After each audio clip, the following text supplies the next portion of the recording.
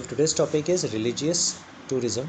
Religious tourism की अगर हम बात करेंगे तो हम डिफरेंट टाइप के टूरिज़म्स की बात करते हैं। टुडेज टॉपिक में मैंने आपको ये बताना है कि जैसे हम लोग मेडिकल टूरिज़्म रखते हैं, रिलीजियस टूरिज़्म क्या होता है, ये रेवेन्यू और स्टेबिलिटी किस तरीके से नेशन के लिए जनरेट करता है। फर्स्ट ऑफ ऑल हम लोग ये बात करेंगे कि जैसे इवेंट होते हैं, इवेंट वाइज अगर देखा जाए तो रिलीजियस टूरिज़्म जो है वो एक इंटरनेशनल स्पॉट्स के तहत पे माना जाता है। जैसे देखिए, अगर मैं बाहर की बात करूँगा तो मक्का हो गया, मदीना हो गया, वेटिकन सिटी हो गई। रिलीजियस टूरिज़्म जो है इंडिया में है स्पॉट्स जैसे काशी विश्वनाथ, अष्टविनायक, चार धाम, सोमनाथ, महाकालेश्वर, वैष्णो देवी, हरिद्वार, केदारनाथ, बद्रीनाथ, जगन्नाथपुरी, शिरडी, शनि शिंगणापुर, रामेश्वरम, अजमेर, अमृतसर, नांदेड़ और सेंट एंड्रू, गोवा। अब जैसे अगर इवेंट रिसेंटली देखा जाए तो रिसेंटली एक इवेंट आ रहा है जिसमें कि 22 जनवरी 2024 हम राम मंदिर का उद्घाटन करें। अब जैसे लोग बहुत सारे इसके अपोज़ में हैं। मेरा कहना है, आप अपोज़ में क्यों है? अपोज़ में होना नहीं चाहिए आपको। सबसे पहली बात तो आप ये समझिए कि रिलीजियस टूरिज़्म से वहाँ का रेवेन्यू जनरेशन होगा, लोगों को जॉब मिलेगी, बाहर से टूरिज़्म आएगा, लोकल टूरिज़्म भी रहेगा इंडिया के अंदर का और बाहर का भी आएगा। इससे आपको रेवेन्यू जनरेशन होता है और इससे आपकी एक स्टेट की जीडीपी बढ़ती है। अगर स्टेट की जीडीपी बढ़ती है तो ऑटोमेटिकली आपकी कंट्री की जीडीपी बढ़ती है। तो हमें इस चीज़ को एक वेलकम अपॉर्चुनिटी करनी चाहिए।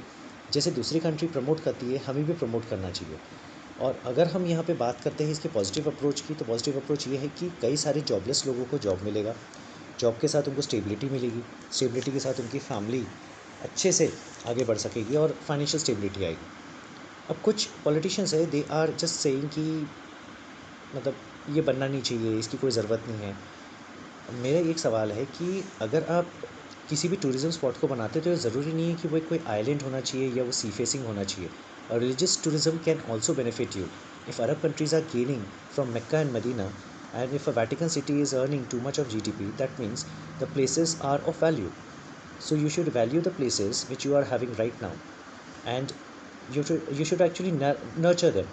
सो नर्चरिंग होती नहीं है क्योंकि कुछ ऐसे लोग हैं जिनकी मानसिकता ये बोलती है कि ये सब चीज़ों की ज़रूरत नहीं है।